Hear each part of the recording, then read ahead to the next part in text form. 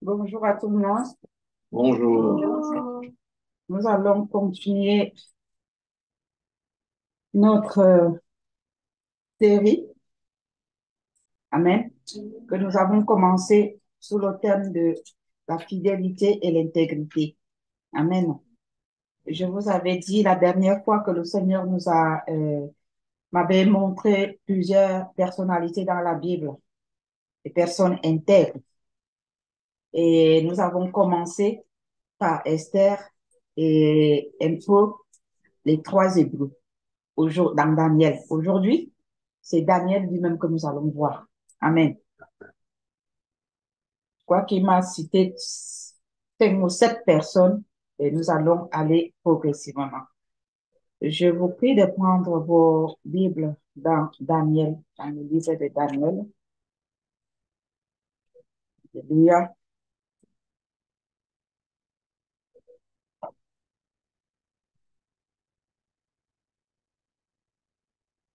Daniel chapitre 1 et puis du verset 8 au verset 9. Daniel 1. Je ne vais pas tout lire parce que c'est long, vous connaissez un peu l'histoire de Daniel. Si vous ne connaissez pas, ce sera votre devoir. Je vais vous donner un petit devoir d'aller lire cette semaine tout le livre de Daniel. Amen. Voilà.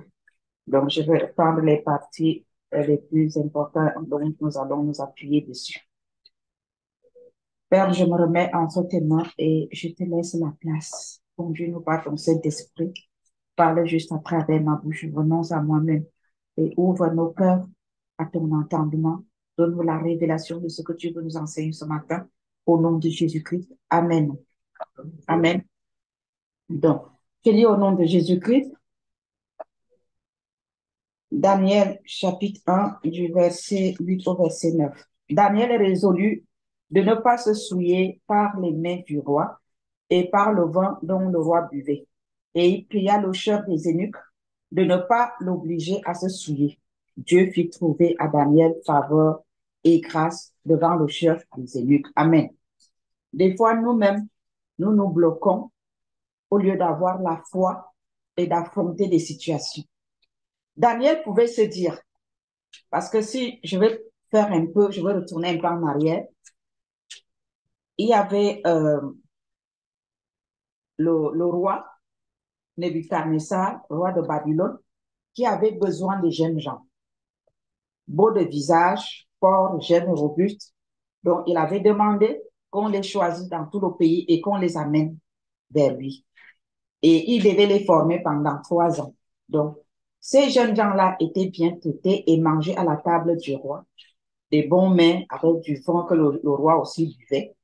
Mais sauf que Daniel, lui, connaissant son identité en tant qu'enfant de Dieu, savait qu'il ne pouvait pas manger ces choses-là. Il ne pouvait pas boire le vin. Il ne voulait pas se souiller. Amen. Le terrain sur lequel Daniel se trouvait, ce n'était pas un terrain favorable pour lui pour dire, bon, je fais à ma tête. Mais il a osé comme Esther a dit, si je dois périr, je périrai.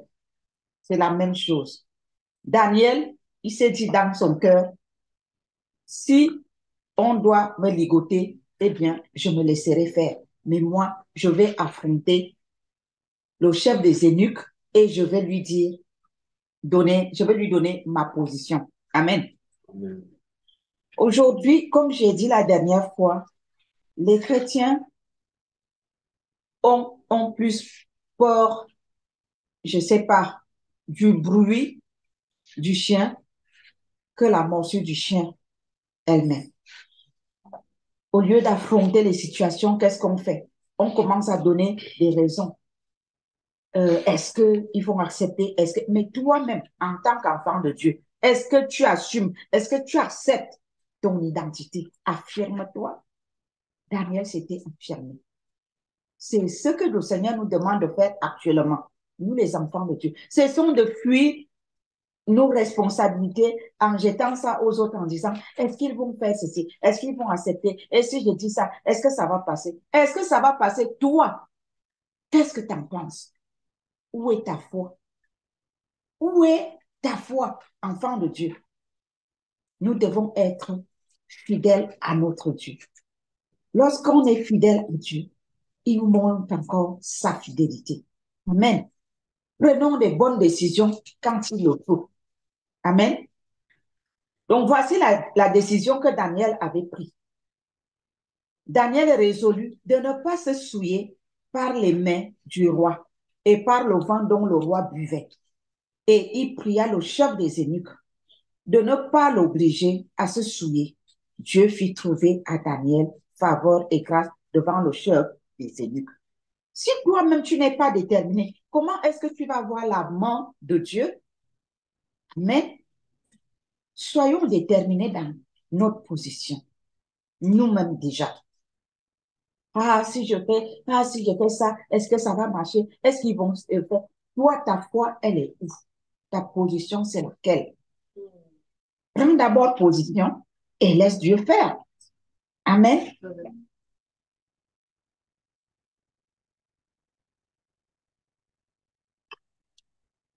Alléluia. Je vais lire le chapitre 2 un peu pour rafraîchir vos mémoires. La seconde année du règne de Nebuchadnezzar, Nebuchadnezzar eut des songes. Il avait l'esprit agité et ne pouvait dormir.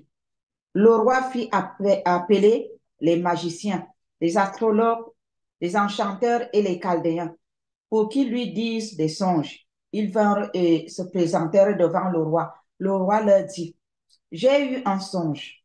Mon esprit est agité et je voudrais connaître ce songe. » Les Chaldéens répondirent au roi en langue araméenne, « Ô roi, vis éternellement. Dis le songe à tes serviteurs et nous en donnerons l'explication. » Le roi reprit la parole et dit aux Chaldéens, « La chose m'a échappé. Si vous ne me faites connaître le songe et son explication, vous serez mis en pièces et vos maisons seront réduites en un tas d'immondices. Mais si vous me dites le songe et son explication, vous recevrez de moi des dons et des présents et de grands honneurs. C'est pourquoi, dites-moi le songe et son explication. » Ils répondirent pour la seconde fois, « Que le roi dise le songe à ses serviteurs et nous en donnerons l'explication. » Le roi reprit la parole et dit, « Je m'aperçois en vérité que vous voulez gagner du temps parce que vous voyez que la chose m'a échappé. Si donc vous ne me faites pas connaître le songe, la même sentence vous enveloppera tous. Vous voulez vous préparer à me dire des mensonges et des faussetés en attendant que les temps soient changés. C'est pourquoi dites-moi le songe et je saurai si vous êtes capable de m'en donner l'explication. » Les Chaldéens répondirent au roi, « Il n'est personne sur la terre, écoutez très bien, il n'est personne sur la terre qui puisse dire ce que demande le roi. Aussi jamais roi, quelque grand et puissant qu'il ait été, n'a exigé une pareille chose d'aucun magicien, astrologue ou chaldéen. Ce que le roi demande est difficile. Il n'y a personne qui puisse le dire au roi, excepté les dieux, dont la demeure n'est pas parmi les hommes. Vous comprenez? Alléluia! Le Dieu des impossibilités. Quand le Dieu des impossibilités, le Dieu de la révélation. Alléluia! Il faut le connaître. Ils disent qu'il n'y a personne sur cette terre qui puisse le faire. Nous allons voir la suite. Alléluia! Vive la fidélité, l'intégrité, la loyauté. Yes. Verset 12. Là-dessus, le roi se mit en colère et s'irrita violemment. Il ordonna qu'on fît périr tous les sages de Babylone. La sentence fut publiée. Les sages étaient mis à mort et l'on cherchait Daniel et ses compagnons pour les faire périr. Alors Daniel s'adressa d'une manière prudente. La Bible nous dit toujours de faire la guerre avec prudence et non avec arrogance. Combien de fois les chrétiens aujourd'hui, dès qu'ils ont une petite révélation, ils deviennent arrogants. Soyons sages. Avec toute la révélation que Daniel avait, est-ce qu'il est devenu arrogant? Non. Il connaissait son Dieu. Il savait qui il était. Il avait la révélation, mais il est resté dans l'humilité devant le roi. Amen. Alors Daniel s'adressa d'une manière prudente et sensée à Arjoc, chef des gardes du roi, qui était sorti pour mettre à mort les sages de Babylone. Il prit la parole et dit à Arjoc, commandant du roi, pourquoi la sentence du roi est-elle si sévère? Arjoc exposa la chose à Daniel et Daniel se rendit vers le roi et le pria de lui accorder du temps pour donner au roi l'explication. Je m'arrête un peu là. Est-ce que vous pensez que c'était facile pour n'importe qui de se lever et d'aller devant le roi? Hein? C'est la faveur de Dieu. Daniel avait la faveur de Dieu parce qu'il marchait dans l'humilité, il marchait dans l'intégrité. Il était fidèle à son Dieu. Le Seigneur lui a donné l'onction et il lui a donné sa faveur d'aller s'adresser au roi. Ce n'est pas n'importe qui va se lever pour aller devant le roi. Il faut être loin de Dieu. Il faut avoir la faveur, la grâce de Dieu sur toi pour le faire. Amen. Alléluia. Nous l'avons vu avec Esther. Quand tu es dans la faveur de Dieu, alléluia, quand tu es loyal à Dieu, tu as sa faveur. Sa grâce repose sur toi. Enfant de Dieu, je veux que le Saint-Esprit te donne la révélation. Regardez très bien. Daniel a présenté son caractère d'humilité. Il a été revêtu par la faveur de Dieu. Et il est allé devant moi. Ensuite, Daniel alla dans sa maison. Et il instruisit de cette affaire Ananias, Michaël et Azaria, ses compagnons, les engageant à implorer la miséricorde du Dieu des cieux, afin qu'on ne fît pas périr Daniel et ses compagnons avec le reste des sages de Babylone. Même si tu as la révélation, ne néglige pas la prière. Alléluia. Même si tu sais, tu es intègre, tu es fidèle, mais reste accroché à la prière. La Bible nous dit, prier sans cesse. Amen. Il avait la révélation. Il avait la grâce de Dieu sur lui. Il avait la faveur de Dieu sur lui. Mais il a fait appel à ses compagnons. Aujourd'hui, quand un homme de Dieu, une femme de Dieu, demande la prière, le soutien, on se moque de lui, on dit qu'il n'a pas l'onction. Est-ce que Daniel n'avait pas de révélation? Est-ce qu'il n'avait pas l'onction de Dieu? Est-ce qu'il n'avait pas la faveur de Dieu? Le soutien, ce n'est pas parce qu'on est faible. Le soutien, ce n'est pas parce qu'on n'a pas de révélation. Le soutien, ce n'est pas parce qu'on n'a pas d'onction. Le soutien est nécessaire. Alléluia.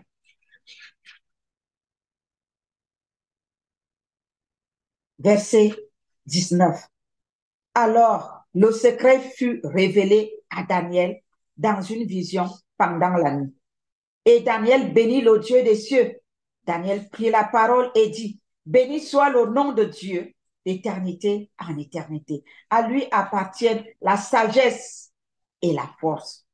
C'est lui qui change les temps et les circonstances, qui renverse et qui établit les rois, qui donne la sagesse aux sages et la science à ceux qui ont de l'intelligence. Il révèle ce qui est profond et caché. Alléluia, le Dieu de la révélation. Il ne se révèle pas à n'importe qui. Le Dieu de la révélation se révèle à ceux qui lui sont obéissants, soumis, fidèles, loyaux, intègres. Alléluia. Déterminés. Est-ce que vous pensez que si Daniel s'était souillé des mains du roi, du vent du roi, s'il n'était pas resté fidèle, loyal à son Dieu, il allait recevoir cette révélation profonde et cachée? Non. Non, il n'allait rien recevoir. Mais parce qu'il est resté loyal à son roi, à lui, à son Dieu, il lui a révélé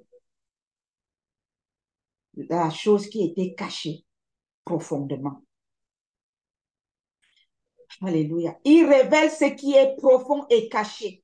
Il connaît ce qui est dans les ténèbres et la lumière demeure avec lui. Dieu de mes pères, je te glorifie et je te loue de ce que tu m'as donné, la sagesse et la force, et de ce que tu m'as fait connaître, ce que nous t'avons demandé, de ce que tu nous as révélé, le secret du roi. Souvenez-vous, les astrologues, les magiciens du roi lui ont dit, personne sur cette terre ne peut donner l'explication. Alléluia. Est-ce que là, Daniel vivait au ciel? Enfant de Dieu. Alléluia. Nous devons réaliser que nous sommes sur la terre. Nous sommes les ambassadeurs de Christ, mais nous vivons sur la terre. Les choses du royaume des cieux sont à nous. Quand les hommes sur la terre n'ont pas de solution, nous, enfants de Dieu, nous devons être leur solution. Pourquoi? Parce que la solution se trouve dans notre royaume. Et si nous sommes conscients de faire partie de ce royaume, eh bien, nous allons leur apporter la solution que nous avons dans le royaume et qu'ils n'ont pas ici sur la terre. Daniel ne s'était pas comporté comme une personne vivant sur la terre. Il a respecté les lois de son royaume, les principes de son royaume, l'intégrité.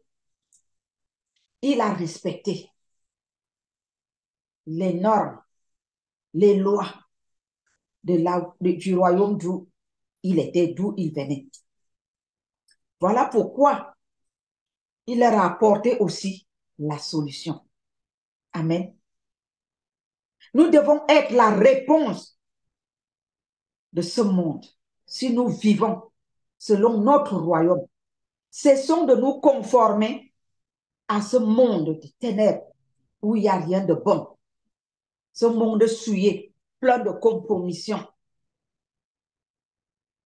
Nous sommes enfants de Dieu. Assumons notre identité et nous serons la solution dans ce monde, autour de nous.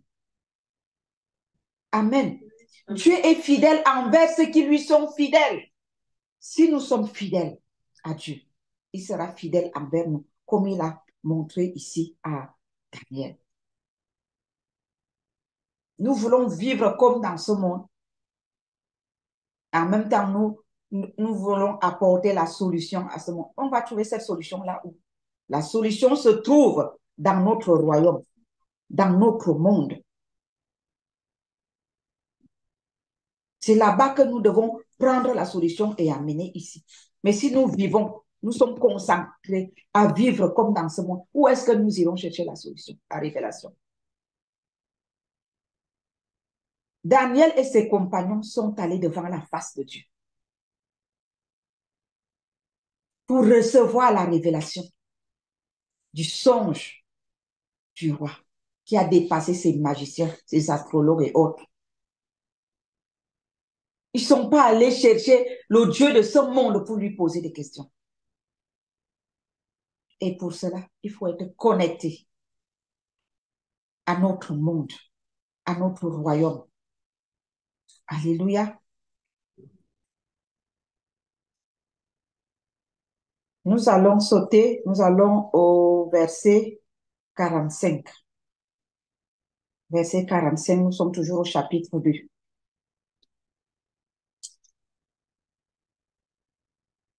C'est ce qu'indique la pierre, parce que Daniel a fini, hein, j'ai sauté, on ne va pas tout lire. Daniel a expliqué au roi tout.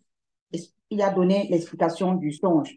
À la fin, il dit, c'est ce qu'indique la pierre que tu as vue se détacher de la montagne sans le secours d'aucune main et qui a brisé le fer, les rangs, l'argile, l'argent et l'or. Le grand Dieu a fait connaître au roi ce qui doit arriver après cela.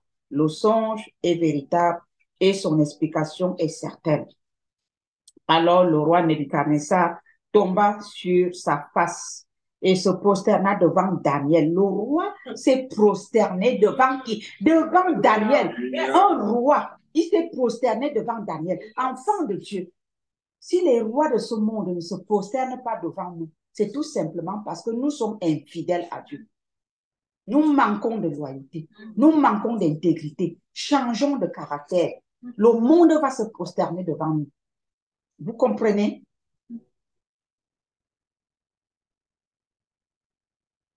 Alors le roi Nebuchadnezzar tomba sur sa face et se prosterna devant Daniel.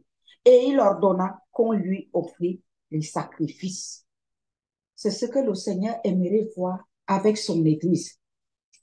Dieu voudrait que le monde vienne se prosterner à l'Église. Que les gens cessent de venir à l'Église avec des journaux en main, venant croiser les pieds, pendant que l'homme de Dieu ou la femme de Dieu prêche devant, les autres causent derrière, ils se donnent les bisous. Pourquoi? Parce qu'il manque de connexion. La révérence, on ne la trouve plus à l'Église. Le roi s'est prosterné, mais lui croyait se prosterner devant Daniel, mais non, il se prosternait devant le Dieu de Daniel. Parce que le Dieu de Daniel s'était manifesté à travers Daniel. Et là, il s'est prosterné. Daniel, en tant qu'homme simple, le roi ne pouvait pas se prosterner devant lui. Mais c'est quand son Dieu s'est manifesté que le roi s'est prosterné. Alléluia. Alors le roi Nebuchadnezzar tomba sur sa face et se prosterna devant Daniel, et il ordonna qu'on lui offrit des sacrifices et des parfums. Le roi adressa la parole à Daniel et dit: en vérité, votre Dieu est le Dieu des dieux et le Seigneur des rois. Et il révèle les secrets. Puisque tu as pu découvrir ce secret, ensuite le roi éleva Daniel et lui fit de nombreux et richesses présents. Il lui donna le commandement de toute la province de Babylone et l'établit chef suprême de tous les sages de Babylone. Daniel pria le roi de remettre l'intendance de la province de Babylone à Shadrach, Meshach et Abednego. Et Daniel était à la cour du roi.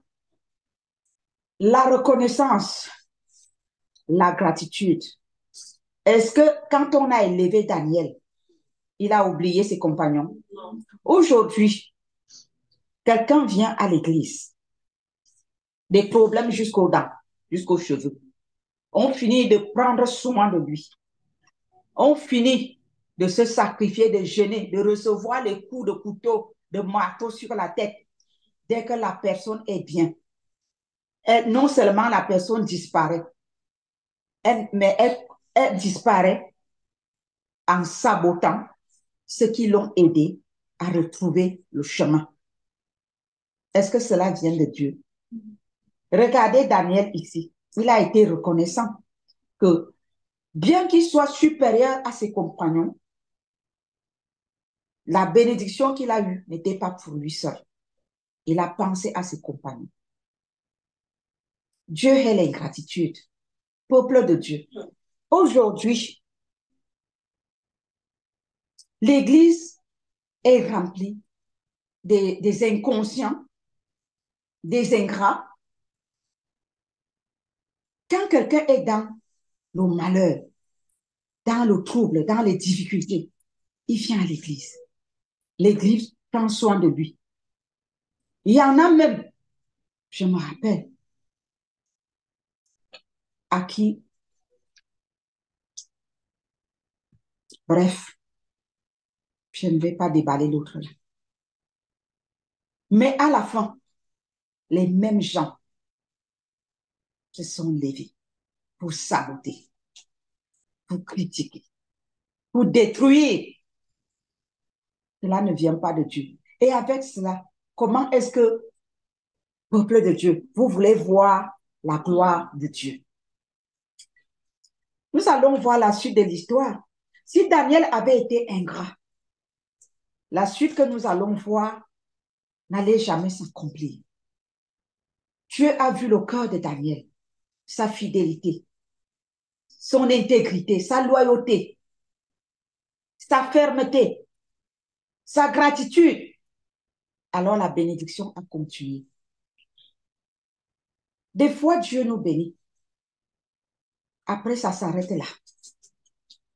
Nous devons nous poser des questions.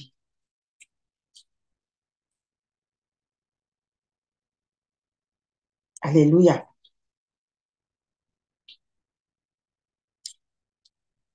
Nous allons lire un peu le verset, le chapitre 5. Je ne vais pas tout lire, mais sachez qu'il a été établi et il n'a pas oublié ses compagnons. Et il a été établi parce qu'il est resté intègre. Il ne s'est pas souillé par les mains et le vent du roi. Il n'a pas caché son Dieu. Il a assumé son identité. Il a été fidèle. Et le Seigneur a été plus que fidèle envers lui. Chapitre 5. Le roi Belshazzar donna un grand festin assez grand, au nombre de 1000, et il but du vin. En leur présence, Belshazzar, animé par le vent, fit apporter les vases d'or et d'argent que son père Nebuchadnezzar. Il faut comprendre ici que après le roi Nebuchadnezzar, lui, il était mort. Mais son fils a pris la royauté, mais il a reconnu la position de Daniel. Il ne l'a pas déstabilisé. Tout ça à cause du Dieu de Daniel. Donc, le fils donc du roi qui a pris sa place, c'est Belshazzar. Donc, c'est de lui il s'agit maintenant. Verset 2. Apportez les vases d'or et d'argent que son père Nebuchadnezzar avait enlevés du temple de Jérusalem, afin que le roi et ses grands, ses femmes et ses concubines s'en servissent pour boire. Alors on apporta les vases d'or qui avaient été enlevés du temple de la maison de Dieu à Jérusalem, et le roi et ses grands, ses femmes et ses concubines s'en servirent pour boire. Ils burent du vin et ils louèrent les dieux d'or, d'argent, d'airain, de fer, de bois et de pierre. En ce moment, apparurent les doigts d'une main d'homme. Écoutez bien l'histoire. Et ils écrivirent en face du chandelier sur la chaux de la muraille du palais royal. Le roi vit cette extrémité de main qui écrivait. Alors le roi changea de couleur et ses pensées le troublèrent. Les jointures de ses reins se relâchèrent et ses genoux se heurtèrent l'un contre l'autre. Désolé. Le roi cria avec force qu'on fit venir les astrologues, encore les Chaldéens et les Dévins.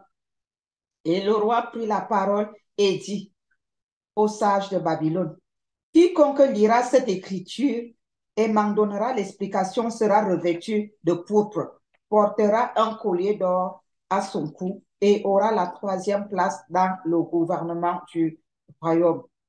Tous les sages du roi entrèrent, mais ils ne purent pas lire l'écriture et en donner au roi l'explication, sur quoi le roi Belshazzar fut très effrayé. Il changea de couleur et ses grands furent consternés. La reine, à cause des paroles du roi et de ses grands, entra dans la salle du festin et prit ainsi la parole. Ô roi, vis éternellement, que tes pensées ne te troublent pas et que ton visage ne change pas de couleur. Il y a dans ton royaume un homme qui a en lui l'esprit de Dieu saint. Hein? On reconnaît que Daniel a l'esprit du Dieu saint. et, et du temps de ton père, on trouva chez lui des lumières, de l'intelligence et une sagesse semblable à la sagesse des dieux. Aussi le roi Nebuchadnezzar, ton père, le roi ton père, l'établit chef des magiciens des astrologues, des chaldéens, des devins, parce qu'on trouva chez Daniel, nommé par le roi Belshazzar, un esprit supérieur de la science et de l'intelligence, la faculté d'interpréter les songes, d'expliquer les énigmes et autres. Bref, elle a fini de lui expliquer tout ça. Et on va faire appel donc à Daniel parce que les autres n'ont pas pu. Amen. Verset 17. Daniel répondit en présence du roi, garde tes dons, parce que le roi lui avait promis les dons. Mais Daniel, comme Esther, vous vous souvenez de l'histoire d'Esther, le chef des eunuques lui avait proposé des colliers, des bijoux, des ci, des ça pour aller devant le roi, pour gagner la faveur du roi et épouser le roi. Mais Esther savait qu'elle a un Dieu. Elle n'a pas besoin de tout ça. C'est un peu comme l'histoire de David avec l'armure que le roi lui avait proposée, il avait refusé. Quand tu connais ton Dieu, tu n'as pas besoin des appréciations des hommes pour que Dieu te valide dans une situation. Alléluia. Tu as besoin juste de ton Dieu. Un point, c'est tout. Et Daniel a répondu. Daniel répondit en présence du roi, garde tes dons et accorde à un autre tes présents. Je lirai néanmoins l'écriture au roi et je lui donnerai l'explication. Ô roi, le Dieu suprême avait donné la grandeur, la gloire et la magnificence, et à cause de la grandeur qu'il lui avait donnée, tous les peuples, les nations, les hommes, toutes les langues étaient dans la crainte et tremblaient devant lui. Bref, il va lui expliquer tout, l'explication. Maintenant, nous venons au verset 24. C'est pourquoi il a envoyé cette extrémité de la main qui a tracé cette écriture. Voici l'écriture qui a été tracée. Comptez, comptez, parce que c'est ce qui a été écrit. Hein. Comptez, comptez, ce que la main avait écrit. Comptez, comptez. Pesez et divisez. Et voici l'explication de ces mots.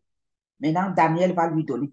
Comptez, ça veut dire Dieu a compté ton règne et il a mis fin. Peser, ça veut dire tu as été pesé dans la balance et tu as été trouvé léger.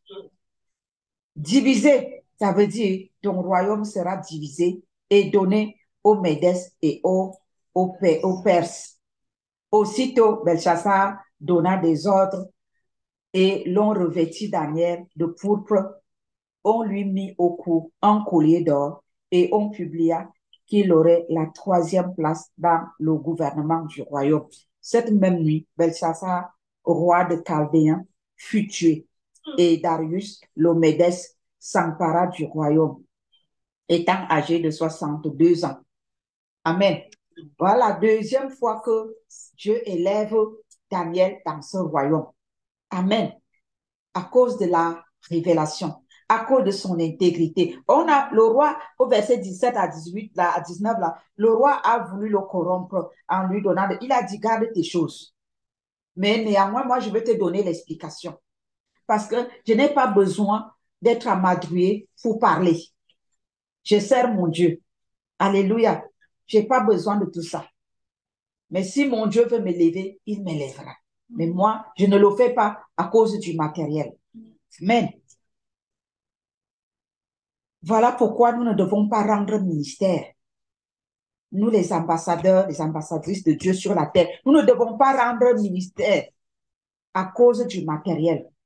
Nous ne devons pas regarder parce que les gens viennent à l'église, on regarde, si la personne n'a pas de moyens, on ne s'en occupe pas. Si la personne a des moyens, le pasteur devient son esprit. Au lieu que la brebis se prosterne, c'est le pasteur qui va se prosterner. Ça doit s'arrêter.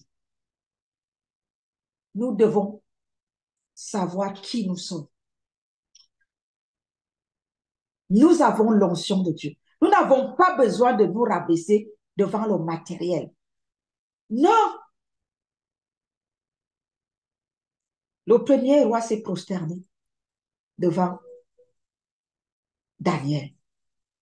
Le deuxième, a fait la même chose, lui a donné des présents. Et après, il est mort. Il a reconnu. Maintenant, le troisième qui est venu à 62 ans, je ne vais pas tout lire l'histoire, c'est au chapitre 6. Le peuple est devenu jaloux de Daniel. Que pourquoi c'est encore toi et c'est toujours toi. Le troisième roi a reconnu aussi la position de Daniel. Mais le peuple était jaloux. Vous connaissez l'histoire de Jésus-Christ? Ponce Pilate ne voulait pas tuer Jésus. Mais la pression du peuple était tellement forte qu'il a dit, faites votre volonté, mais ce n'est pas la mienne. C'est ça que nous allons voir ici. Ce troisième roi de 62 ans, Darius, il a reconnu la position de Daniel. Il a gardé dans l'élévation qu'il avait trouvée. Mais le peuple n'était pas du tout content pour dire, depuis notre grand roi, le fils est venu, la même chose, toi aussi tu viens, mais vous avez même quoi avec cet étranger? Alléluia, la jalousie. Ils ont monté le coup. Ils savaient que Daniel était un homme intègre qui priait le Dieu du ciel. Ils sont allés voir le roi. Ils lui ont dit, comme toi tu dis là que tu vas le maintenir là, dans cette position. Nous, on va trouver une solution. Roi, tu dois signer. Nous allons établir une loi ici que tout le monde doit seulement prier le Dieu que toi tu pries. Eux, ils priaient les dieux des astrologues, des magiciens et autres. Ils savaient que Daniel n'est pas dedans. Ils ont piégé le roi. Le roi a accepté. La loi est passée. Que dans tout l'empire, dans tout le pays, tout le monde doit seulement prier le Dieu du roi. Et ils savaient ce qu'ils étaient en train de faire. Mais le roi, lui, ne savait pas. Alors, ils sont partis trouver Daniel dans sa maison. Sachant que Daniel prie son Dieu, alors il leur faut des preuves pour aller dire au roi que, voilà, tu as établi la loi que personne ne doit prier un autre Dieu dans ce pays que ton Dieu, le Dieu que nous prions. Eh bien, la personne que tu as gardée au poste, ce Daniel, lui prie alors un autre Dieu. Et la loi que tu as signée demande qu'il soit condamné. On doit le jeter à la fosse ou au lion.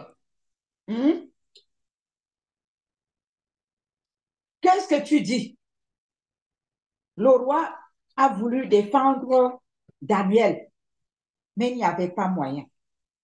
Ils l'ont convaincu comme l'histoire de Ponce Pilate et Jésus. Nous allons donc lire d'abord le verset 4. Ensuite, nous allons venir au verset 16 à 17. Alors le chef et les satrapes cherchèrent une occasion d'accuser Daniel en ce qui concernait les affaires du royaume. Mais ils ne purent trouver aucune occasion, ni aucune chose à reprendre parce qu'il était fidèle. Donc, Daniel était fidèle à son Dieu. Et qu'on n'apercevait chez lui ni faute, ni rien de mauvais. Nous, les enfants de Dieu, nous devons être intègres. Ce n'est pas que toi-même tu es dans le faux. Et puis, l'accusateur ne transpire pas pour t'accuser. Nous devons être intègres. Daniel était intègre. On a même cherché des petits trucs là pour l'accuser. Il n'y avait pas moyen. Il ne trichait pas. Il ne regardait pas leurs femmes pour dire qu'il a commis l'adultère, ni les jeunes filles pour dire qu'il a allé forniquer avec leurs filles. Il ne volait pas, il n'était pas dans la fraude, il n'était pas dans le mensonge. Il était consacré à son Dieu. Verset 16. Alors le roi donna l'ordre qu'on amena Daniel et qu'on le jeta dans la fosse aux lions.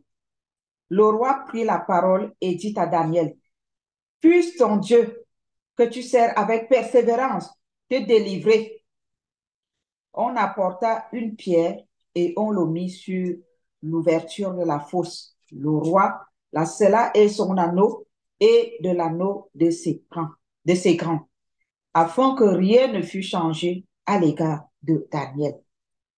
On a mis Daniel dans la fosse au lion avec la pression du peuple. Le roi n'était pas très chaud pour ça, mais il a été contraint de le faire. Le roi se rendit ensuite dans son palais. Il passa la nuit à jeun. Il ne fit point venir de concubine auprès de lui et il ne put se livrer au sommeil. Le roi se leva au point du jour avec l'aurore et il alla précipitamment à la fosse au lion. En s'approchant de la fosse, il appela Daniel d'une voix triste. Le roi prit la parole et dit à Daniel, Daniel, serviteur du Dieu vivant, hein? Il reconnaissait, Daniel, serviteur du Dieu vivant, ton Dieu que tu sers avec persévérance. Alléluia. Est-ce que, mon frère, ma soeur, est-ce qu'aujourd'hui, ton entourage est capable de te dire que ton Dieu que tu sers avec persévérance?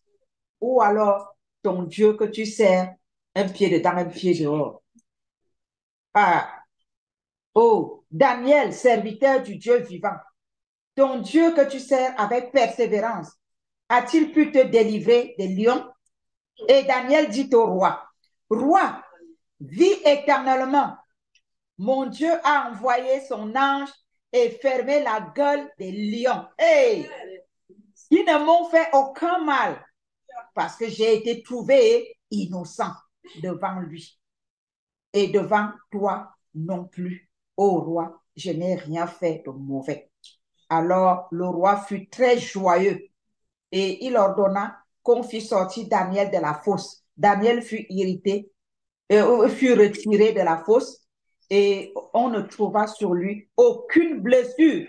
Il a dormi dans la fosse avec des lions. Alléluia. Ah, l'onction a endormi. L'onction de Dieu qui était sur Daniel a endormi les lions. Les lions étaient sous d'onction. Ils ne voyaient même plus Daniel. Je déclare aujourd'hui que tous les oppresseurs de ta vie, à cause de l'onction de Dieu dans ta vie, seront endormis, aveuglés dans ta présence. Au nom de Jésus, où que tu ailles, où que tu sois, l'ennemi ne te verra pas à cause de l'onction de Dieu sur toi. Reste fidèle et intègre, loyal à ton Dieu. L'ennemi perdra sa face au-devant de toi. Au nom de Jésus. Alors le roi fut très joyeux et il ordonna qu'on fît sortir Daniel de la fosse. Daniel fut retiré de la fosse et on ne trouva sur lui aucune blessure parce qu'il avait eu confiance en son Dieu. Il avait eu confiance en qui? En son Dieu. Il n'avait rien fait. La parole de Dieu dit, quand on crie à lui, il entend et lui nous délivre de notre malheur. Et le roi ordonna que ces hommes qui avaient accusé Daniel fussent amenés et jetés dans la fosse aux lions. Parce qu'il fallait quand même que les lions mangent quelqu'un. Alléluia. Mais oui, ils n'ont pas mangé Daniel, il fallait qu'ils mangent une personne. La personne, ce n'était pas le roi, mais c'est eux qui l'ont accusé. Alléluia. Je déclare que ton accusateur sera mangé par les lions. Ton persécuteur sera mangé par les lions. Ceux qui t'accusent à toi seront mangés par des lions. Mais rassure-toi d'être intègre à Dieu, fidèle à ses voies, loyal à ton engagement envers lui. Alléluia. Le roi ordonna que ces hommes qui avaient accusé Daniel fussent amenés et jetés dans la fosse aux lions. Eux, leurs enfants et leurs femmes. Et avant qu'ils ne fussent parvenus au fond de la fosse, les lions les saisirent et brisèrent tous leurs os. Quand l'onction est partie, les lions sont redevenus, ils sont devenus normaux, lucides. Alors là, ils avaient faim. Ils ont passé la nuit à jeun. Il fallait manger quelque chose. Ils ont l'onction dans le sang. le roi de Daniel les a envoyés jeûner. Puis, après cela, le roi Darius écrivit à tous les peuples, à toutes les nations, aux hommes de toute langue qui habitaient sur toute la terre. Que la paix vous soit donnée avec abondance. J'ordonne que dans toute l'étendue de mon royaume, on ait de la crainte et de la frayeur pour le Dieu de Daniel. Et qu'on ait de la crainte et qu'on ait de la frayeur pour le Dieu de Daniel. Au nom de Jésus, je déclare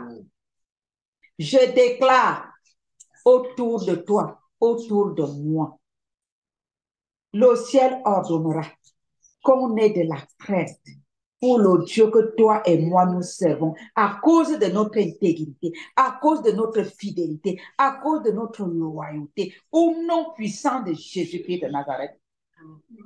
Car il est le Dieu vivant et il subsiste éternellement. Et son royaume ne sera jamais détruit. Nous sommes le règne de Jésus-Christ sur la terre et le règne de Jésus-Christ ne sera jamais détruit. Amen. Amen. Daniel était son règne dans la fosse au lion. Il n'a pas pu être détruit. Son règne ne sera jamais détruit et sa domination durera jusqu'à la fin. C'est lui qui délivre et qui sauve, qui opère des signes et des prodiges dans les cieux et sur la terre.